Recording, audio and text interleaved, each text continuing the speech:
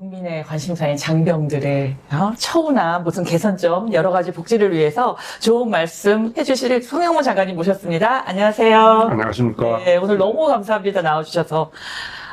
장관님 계실 때 저는 사실은 저희 아들을 조금 전에 군대를 보냈어가지고 되게 부러웠거든요. 그때 핸드폰 사용이 허용이 되면서 완전히 이게 군대 생활이 달라지더라고요. 그쵸? 그때 장관님께서 도입해 주셨죠? 그것을 사용케 하는데 네. 굉장한 저항도 있었고 그래요? 그래서 그걸 검토를 많이 하고 예. 시험도 적용을 한 각 부대별로 뽑아서 하고 그건 해야 되겠다. 그게 그냥 뚝딱 되는 게 아니었군요. 결심을 해서 예. 한 6개월 지난 다음에 전군에 사용토록 조치를 했죠.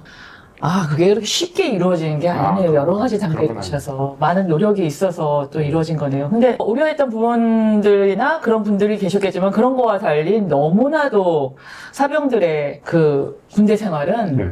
너무 좋아지고 부모는 안심이 되고 그 여러 가지 안정이 된 것 같아서 참 좋은 효과를 많이 본 것 같아요. 지금 핸드폰만 가지고서는 이 장병들의 인권 개선을 하는데 네. 그건 하나의 한 일부분이고 네. 장병들의 인권 개선을 완벽히 바꿔야 되겠다 하는 그 결심을 쓰게 된 것이 왜 그러냐면은 해군은 장교나 부사관이나 병사나 다 같은 배에서 타기 때문에 네. 그 급식이라든가 모든 그 행동 거지가 동일한 수준에 있는데 지상군 같은 경우는 장교와 부사관과 병사들이 완전히 구분되어 있는 입장이라서 그렇죠. 그 복지라든지 근무 여건이 많이 다르더라고요. 맞아요. 그래서 우리나라가 이제 선진 국가로 진입을 하는데 이걸 이렇게 해서는 안 되겠다 하는 생각을 많이 했었죠. 그래서 이제 역사적 배경으로 본다면은 1945년도에 우리나라가 해방돼갖고 군정이 3년 걸쳤다가 48년도에 이승만 대통령이 국가를 형태를 갖췄죠. 네. 그러고 나서 50년이니까 틀을 잡기도 전에 예. 6.25 전쟁이 난 전쟁이 거예요. 일어났죠. 예. 그때 미 군정이 3년 동안에 군정이 끝나고 약 500명 정도의 미 군사 고문단을 남기고 다 철수한 후에 국군이 창설되기도 전에 전쟁이 났다고 봐도 과언이 아니거든요. 그때 싸움은 어떻게 해야 되느냐. 일본군에서 장교 생활하면서 이렇게 했던 그거를 가지고 있는 건 병력, 장비보다도 병력. 그래서 태평양 전쟁에서 일본 군사들이 위에 해병대들하고 싸우는 그런 식의 전투, 병력에 의한 전투, 병력 손실이 많은 전투. 네. 병의 인권이라는 것은 없는. 없죠. 네, 예. 무조건 그런 복종의 그런 군대 이 군 문화를 이제는 선진국가로 가는데 바꿔야 되겠다 하는 생각을 제가 늘 하고 있었고요. 그때부터 정말 달라졌어요. 예. 두 번째는 왜 그러냐면은 1945년에 해방되고 나서 1960년 정도까지는 산화제한 같은 것이 없고 둘만 나 자기를 잘 맞아요, 했었는데 맞아요. 그때는 국군의 장병들로서 징집되는 것이 징집률이 한 40%도 안 됐어요. 굉장히 많았는데 네. 이제 70년대 산화제한 시키고 뭐 하면서 하나 낳기 운동. 예. 그래서 지금 군대에 들어오는 병력들이 보면은 70 내지 75%가 독자입니다. 네, 요즘은 현재 가정은 예, 하나 아니면 예. 둘뿐이 안 맞아요. 나요. 둘만 해도 많게 네. 느껴질 정도예요. 네. 그런데 지금 보면은 거기서 예전에는 대한민국 남자들의 40% 정도만 군 입대하고 나머지는 경찰, 전투경찰이라든지 방위병이라든지 그렇죠. 해경이라든지 공장 예. 병력 대신하는 방위산업체 같은 이런 데로 거. 예. 해서 충당했는데 예. 지금은 90% 이상, 95% 이상 군대 다 올 수밖에 없는 입장이 돼 있어요. 네. 그러니까 이 독자가 75% 가까이 되고 대학교 다니다가 온 장병들이 70%가 넘는데 그렇죠. 이런 환경에 네. 아주 귀중한 아들을 맞아요. 옛날 일정 때 6.25 시대 시절의 그 병사 같은 이런 병사 대접은 안 된다. 맞아요. 국가의 네, 큰 자산이고 아들들인데 하나하나 소중한데 이 아들 하나 때문에 6명 부모, 할아버지 할머니, 할아버지 할머니 다 있는 입장에서 정말로 아깝게 잘 그렇죠. 길러야 된다 네. 하는 그 장병 인권 개선 차원에서 이것도 핸드폰도 사용하게끔 해야 되겠다 하는 결심을 했죠. 그게 좀 안심이 되죠. 네. 부모로서는 사실 군대에서 사고도 예전에 많았고. 그런데 이제 뭐가 중요하냐면은 사용하게 하니까 병장들이건 장교들이건 안 된다는 얘기예요. 그래서 왜 안 되느냐? 그러면 사원생도 하고 부사관 교육대에 있는 부사관들을 왜 사용을 하게 하느냐. 피교육 기관인데 대한민국 법에 의하면은 18세 이상은 성인인데 그렇죠. 훈련소 기간을 마쳤고 기간병으로 하면은 이 사람한테는 인권을 확보해 줘야 되는데 그렇죠. 아직도 쫄병으로 생각하는 이 장교들 의식 태세가 잘못됐다.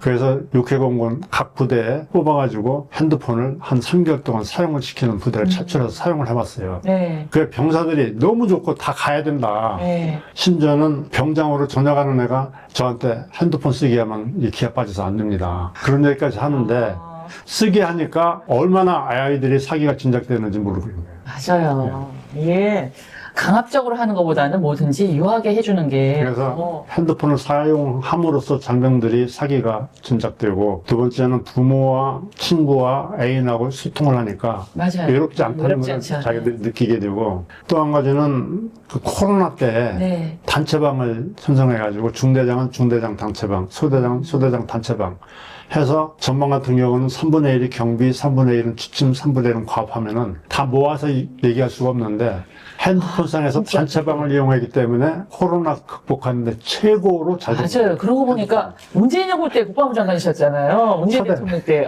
그러니까 그때가 딱 코로나. 네. 우리나라 K 방역 얼마나 코로나 오기 전에. 그때부터 그런데 해가지고. 코로나라는 그 전염병은 군에서 확산되기가 제일 쉬운 제일 쉽죠. 여건이죠. 예. 그래서 최대한으로 핸드폰을 사용하기 때문에 그 효과가 어마어마했네요. 지금 생각해보니까. 군에서 전체가 확산도 안 되고 그러네요. 또 군 주부식이 확실히 개선이 됐어요. 사진 찍어서 엄마한테 보내기 때문에. 맞아요.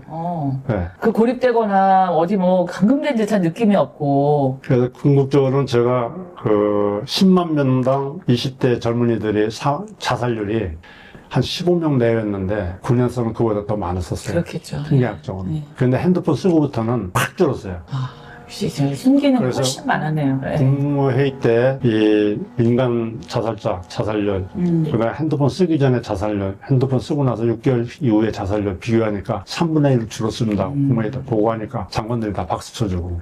어떻게 보면 최고의 효과를 거둔 거네요, 그때. 이것은 걱정했던 거. 사기 진작뿐만 아니라 예. 군 인권 개선에 예. 가장 중요한 거였고 군대 보낸 부모들이 안심할 수 있고. 안심할 수 예, 있고 그렇죠. 예. 그런 일이 있어서 아주 긍정적인 효과를 봤다고 생각합니다. 그게 왜냐면 지금 군대를 안 보내도 자녀랑 이렇게 그 핸드폰이 통화가 안 되고 불안하잖아요, 부모가. 근데 이렇게 내가 갈 수 없는 곳에 있는데 연락이 안 된다 하면은 진짜 불안하거든요. 그렇게 애인하고 이렇게 관계에서 예. 끊어지지 않고 계속 연결할 수 있는 거고 떨어져 있는 상태에서 얼굴 보면서 하니까 정신적으로 굉장히 그렇지. 안정감을 영상 통화도 갖고. 되고 하니까. 그런 순기능이 진짜 많았는데 이게 과감하게 누군가 뭔가를 근데 처음에는 바꾸기가 쉽지가 않아요. 어떤 기자들하고도 얘기하니까 그 핸드폰 쓰게 되면은 동영상으로 못된 것만 보고 노름도 하니까 안 된다. 물론 그런 부작용이 있을 부작용은- 것이다. 그러나 그거는 5% 미만이고 순기능을 할 수 있는 것이 더 많을 것이다. 그런데 그게 맞았네요, 정말. 순기능. 지금 아마 핸드폰을 못 쓰게 한다면은 군인권센터부터 시작해서 난리 날 거예요, 전 지금. 부모님들이 아마 다 반대할 거예요. 네. 그러니까 이게 정확히 정말 나그네 옷을 바람이 벗기냐, 해가 벗기냐, 이럴 때 진짜 따뜻한 해 같은 역할을 해줘서. 그래서 군 인권이라는 것은 네. 대장이나 네. 뭐 높은 장교나 부사관이나 병이나 똑같은 인권이다. 병은 병으로서의 인권을 갖고 핸드폰을 쓰고 네. 장교들도 쓰고 부사관도 쓰는데 왜 못 쓰느냐. 피교육 그렇죠. 기간만 네. 못 쓰게 하겠다. 그러고 과학 끝나고 9시까지만 쓰게 하겠다. 그러니까 맞아요. 아주 시간 제한 주고 규율을 정해놓고. 자유시간 때는 예. 통화도 하고. 너무 그때. 핸드폰이 군 인권이라든지 병사들 사기작을 위해서 긍정적으로 활용했다는 것은 막 군 역사의 한 페이지로 남을 것 같은. 어떻게 그런 생각을 하셨어요, 근데? 저는 해군이라서 그래요. 예, 해군. 해군은 예. 함장이나 예. 갑함병이나 예. 장교나 부사관이나 병이나 예. 죽고 사는 같이 하거든요. 이제 배를 타고 나가면 그렇죠. 똑같은 운명이 되니까. 그러네요. 정말. 그렇습니다. 진짜 핸드폰 사용은 신의 한 수였던 것 같아요. 진짜 우리나라 군인들의 이제 부모나 군대를 보낸 부모나 모든 사람들에게 어떤 그 안심과 그 군대에 있는 그 고립감을 해소할 수 있는. 그러니까 요즘 아이들은 초등학교나 유치원생부터 핸드폰을 쓰게 그렇죠. 하거든요. 예. 근데 핸드폰을 못 쓰게 하는 것은 하나의 고문입니다. 맞아요. 군인들한테. 요즘은 지갑 잃어버리는 것보다도 핸드폰 잃어버리는 게 더 큰 일이에요. 그래서 사실. 고문을 해소시키고 나도 인간으로서 대접받는다 하는 자긍심을 네. 병사들이 갖게 되고. 앞으로도 또 우리 장병들이 처우 개선이나 이렇게 더 지금 현재 군대에서도 개선할 점들이 많이 나오고 예, 그거는 이제 한두 편 얘기를 질문으로 네, 예, 드렸고, 예. 이제 두 번째 5가지를 제가 네. 얘기했는데.